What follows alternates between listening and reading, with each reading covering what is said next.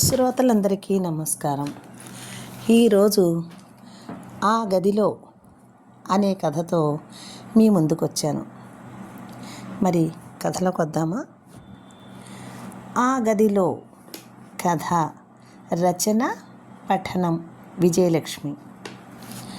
ఇదిగో శాంత, మేము ఊరికి వెళుతున్నాం, 2 రోజుల తర్వాత వస్తాం అంది రంగమ్మ కోడలు శాంతతో.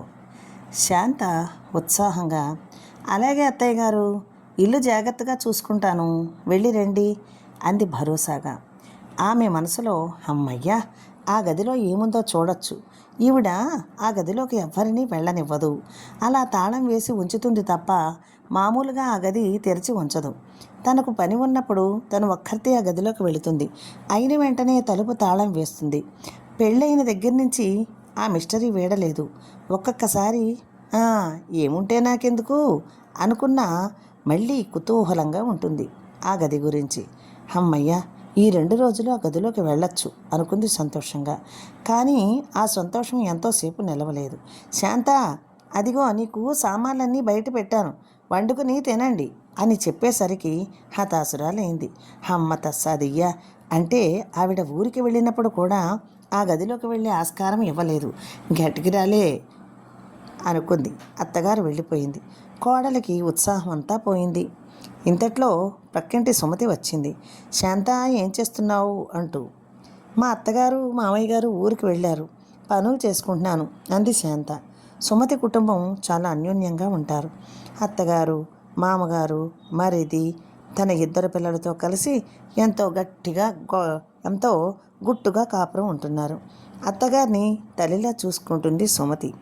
అత్తగారు కూడా సుమతిని కూతురు కంటే ఎక్కువగా చూస్తుంది. చీకు చింతాలేని కుటుంబం. తనకి ఉన్నారు చెప్పుకోవడానికి ఒక మరిది, తోటికోడలు. వాళ్ళ అవసరాలు తీర్చుకోవడానికే కానీ ఏ సహాయమూ ఉండదు. పైగా 2 ఉద్యోగాలు. తనకేముంది, భర్త చిరుద్యోగి, అణిగిమణిగి ఉండాలి, లేకపోతే ఈ తిండి కూడా ఉండదని నోరు మూసుకుంటోంది.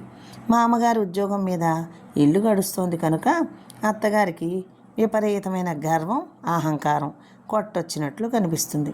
ఆవిడ చెప్పిన పనులన్నీ చెయ్యాలి. చేతకూలికి పోతగంజి, వండుకు తినడానికి లేదు కానీ మిగతా పనులన్నీ చెయ్యాలి. ఏ చారు అన్నం పెడితే అది తిని పడుండాలి. అయినా ఇంత టార్చర్ ఎవరూ పెట్టలేరు. ఎంత టార్చర్ పెడుతుందో చెప్పలేము. మేధవ బతుకు. అయితే లోటులేని కుటుంబంలో పడాలి, లేకపోతే పెళ్ళే అనవసరం అని రోజుకి 100 సార్లు అనుకుంటుంది శాంత.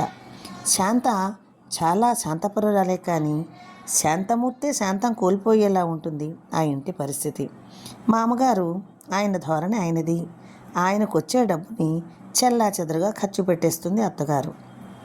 ఇంట్లో కోడలికి, కొడుకులకి మాత్రం తిండి పెట్టడానికి మాత్రం చుక్కలు చూపిస్తుంది. భర్త మాత్రం ఏం చేస్తాడు? ఎంత కష్టపడినా వచ్చేది తక్కువ. 2 పిల్లలు, వాళ్ళ రోగాలు రొచ్చులు, ఆ వచ్చినవి వాళ్ళకే సరిపోతాయి. తను ఏమైనా చేద్దామంటే పెద్ద చదువు కాదు, ఆ చదువుకి ఎవడి ఇస్తాడు ఉద్యోగం అనుకుంటుంది. ఎప్పుడైనా సుమతి వాళ్ళ ఇంటికి వెళితే ఆ ఇంట్లో ఆమెకున్న స్వేచ్ఛ, ఆమెకు ఇచ్చే విలువ చూస్తే తనకి ఎంతో సంతోషంగా అనిపిస్తుంది. కుటుంబం అంటే ఇలా ఉండాలి. సుమతి ఇల్లంతా తిరుగుతూ పనులు చెక్కబెట్టుకుంటూ ఎవరికైనా సహాయం చేసే తీరు, ఆమె ముఖంలో ప్రశాంతత ఎంతో గొప్పగా కనిపిస్తాయి. శాంతని చిన్నప్పుడు శాంత, నువ్వు బాగుంటావే అనేవారందరూ. ఇప్పుడు ఆమె ముఖంలో తేజస్సు లేదు. ఆమె పడుతున్న అవస్థల తాలూకు అనుభూతి ఆమె ముఖంపై తాండవిస్తూ ఉంటుంది. సుమతి ముఖం ప్రశాంతంగా ఉంటుంది. భయం కానీ నిర్వేదం కానీ ఏమీ కనిపించవు. ఎందుకంటే ఆమె పరిపూర్ణమైన చక్కని జీవితాన్ని అనుభవిస్తుంది. తను ఆమెతోటిదే, కానీ తనకి నాకు ఎంత భేదం అనుకొని బాధపడుతూ ఉంటుంది శాంత. ఇంటెడు చాకిరీ చేసి పడుకుందామంటే పడుకోనివ్వదు అత్తగారు. అలా ఏదో ఒకటి చెబుతూనే ఉంటుంది. ఈ పనికి ఇంకా పునిస్టాప్ ఉండదేమో అనుకుంటూ ఉంటుంది శాంత. భర్త ఉదయం ఉద్యోగానికి వెళతాడు, సాయంత్రం వస్తాడు. అతనికి తెలుసు ఆమె ఎంత బాధపడుతోందో, కానీ అతను ఎప్పుడూ ఆమెను అడగలేదు. కారణం ఆమెకు బాధలు లేకుండా చేసే శక్తి అతనిలో లేదు కనుక ఆ విషయం అతను కదపడు, ఆమె చెప్పదు. తమ ఇంటికి వచ్చిన ఆడపిల్లకి విలువనిచ్చే మనుషులు కారు. అత్తగారి దౌష్ట్యకం, మామగారి అహంకారం, భర్త అసమర్థత, ఇంతకంటే ఏ ఆడపిల్ల అయినా బాధపడడానికి ఏం కావాలి? అర్ధాకలి భోజనం, గొడ్డు చాకిరి, పిల్లల బాధ్యత, ఇవన్నీ తను సమర్థవంతంగా నెరవేరుస్తుంది. కానీ ఆమె మనసులోని ఆవేదనని అర్థం చేసుకునేది ఎవరు? ఆమెను ఆమె ఓదార్చుకుంటుంది. ఆమెను ఆమె దూషించుకుంటుంది. తన విలువలేని జీవితాన్ని నిందించుకుంటుంది.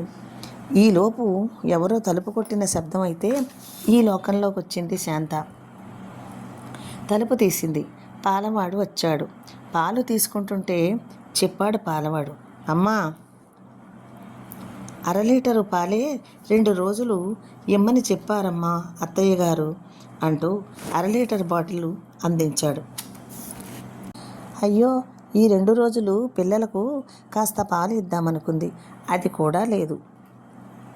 వంట కోసం ఆవిడిచ్చిన వస్తువుల్లో కొంచెం కారం, ఉప్పు, కొద్దిగా బియ్యం, కొంచెం నూనె, 1 వత్తుల స్టవ్ బయట పడేసింది. నెమ్మదిగా అన్నం వండి పిల్లలకు భర్తను లేపి వాళ్ళకి కాస్త మజ్జిగ అన్నం బాక్సుల్లో పెట్టి పంపించింది. పాపం పిల్లలిద్దరినీ చూసి తను ఎంత బాధపడుతుందో, వాళ్ళని భూమి మీదకు తెచ్చి తను తప్పు చేసిందేమో, ఏ గొప్ప కుటుంబంలోనో పుడితే వాళ్ళు గొప్పగా పెరుగును కదా అనుకుంటూ ఉంటుంది. గొప్ప భావాలు, గొప్ప వ్యక్తిత్వం కలిగిన మనిషికి వాటిని చంపుకుని బ్రతకడం అంటే ఆ మనిషి మానసికంగా చనిపోయినట్లే. భౌతికంగా బ్రతికి ఉన్నా అది బ్రతుకు కాదు. శరీర త్యాగం చేయడానికి పిల్లలు ఆమె కాళ్లకు బంధనాలయ్యారు. ఆమె తెలివితేటలు ఏమైపోయాయి? పెళ్లి కాకముందు తను పొందిన ఆనందం ఏది? అనుక్షణం అందరినీ నవ్వుతూ ఉండే ఆ నవ్వు ఏది? ముఖంలో ఆ కళ ఏది? ఏమో, అది అంతా తన భావనేమో అనుకుంటుంది శాంత. చాలా రోజుల తర్వాత అద్దంలో తన ముఖాన్ని చూసుకుంది. ఒక్కసారి అదిరిపడింది. ఇది తన ముఖమా? అయ్యో, ఆ కళ్ళేంటి అంత నిర్జీవంగా అయిపోయాయి? ఎందుకే తన ముఖాన్ని అనవసరంగా చూసుకున్నానేమో అనిపించింది. అదేంటి తన ముఖం అలా పీక్కుపోయింది? మనోవేదనతో మ్రగ్గిపోతున్న మనిషి ముఖం ఎలా ఉంటుంది? తాను ఏమైనా అయిపోతే పిల్లల పరిస్థితి ఏంటి అని ఆలోచన రావడంతో ఆమె గుండె రాయి చేసుకుంది. తన పిల్లల కోసం ఏ బాధ అయినా పడాలని గట్టిగా అనుకున్నాక మానసిక ధైర్యం వచ్చింది. గుమ్మంలోకి అడుగు పెడుతూనే రంగమ్మ రెంకెలు వెయ్యడం మొదలుపెట్టింది. ఆ పని అయ్యిందా, ఈ పని అయ్యిందా అంటూ అనుమానంతో ఆ గది తాళాన్ని పరికించి చూసుకుంది. అసలు ఆ గదిలో ఏముందో తలుపు బద్దలు కొట్టేస్తే తనకి టెన్షన్ ఉండదేమో అనిపిస్తోంది. మరలా తనలో తానే నవ్వుకుంది. ఏమో, అందులో ఏమున్నా వాళ్ళ అనంతరమందు ఎవరికిస్తారు? మనకే కదా. అప్పుడు వీడుతుంది మిస్టరీ అనుకుంది. తెల్లవారేక ఆ గది తలుపు తాళం తీసి తాను వెళ్ళి తలుపు చేరవేసి పని చేసుకుంది. ఆ గదిలోకి అడుగు పెట్టడానికి వీలు లేదు.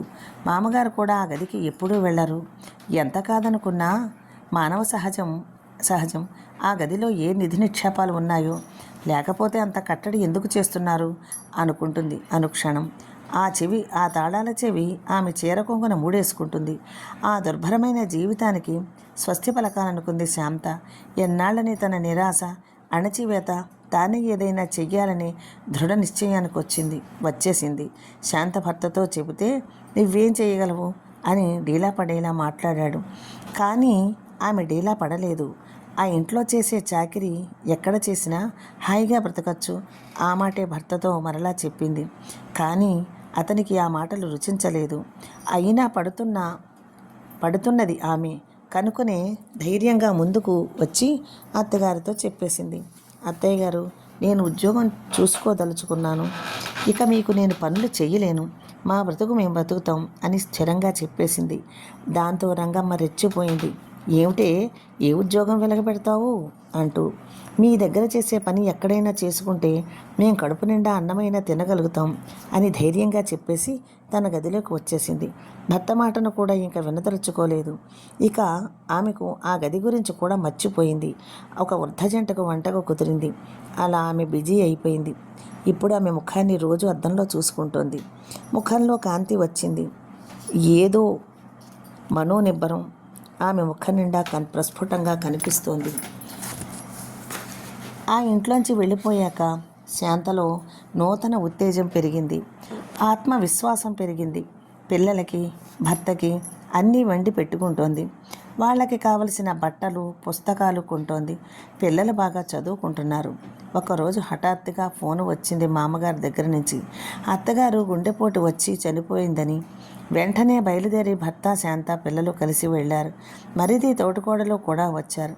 అనుకోకుండా శాంతకు ఆ గది మీద దృష్టి పడింది. ఆమె తాళంగాని మింగేలేదు కదా అనుకుంది. ఆమెకు పెద్ద ఆసక్తి లేదు. అయినా కావలసిన వస్తువుల కోసం గది తెరవాలి కనుక ఆ గది తలుపులు తెరిచింది. ఆ గదిలో ఉన్న వస్తువులను చూసి విస్తుపోయింది. అందులో ఉన్నవి అందరి ఇంట్లో ఉన్నట్టే పప్పులు, ఉప్పులు ఉన్నాయి. వాటితో పాటు విరిగిపోయిన కుర్చీలు, పనిచేయని ఒక టేప్ రికార్డర్ ఉన్నాయి. ఇంకా తినుబండారాలు ఉన్నాయి.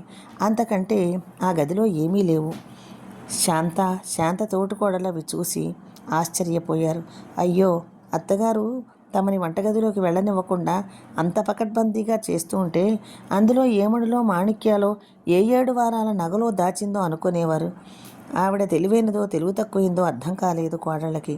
దయ్యమే ఈవిడ గదిలో ఏదో దాచిందోమోనని భ్రమలో పడి అక్కడే ఉండకుండా తమ జీవితాన్ని చక్కదిద్దుకున్నందుకు శాంత తనకు తానే అభినందనలు చెప్పుకుంది. అత్తగారి కార్యక్రమాలు అయ్యాక ఆ గదికి మళ్ళీ తాళం వేసి మామగారి చేతికి తాళం ఇచ్చింది శాంత. నాకెందుకమ్మా అన్నాడాయన. లేదు మావయ్య గారు, అత్తయ్య గారి ఆత్మ శాంతించాలంటే ఈ తాళం మీ దగ్గరే ఉండాలి అంది. ఆ గది మిస్టరీ వీడింది. కథ సమాప్తం. ఈ కథ మీకు నచ్చితే సబ్స్క్రైబ్ చేసుకొని, షేర్ చేసి, కామెంట్ చేసి నా ఛానల్ని మరింత ముందుకు నడిపించాలని ప్రార్థన. ఇట్లు ధన్యవాదములతో విజయలక్ష్మి.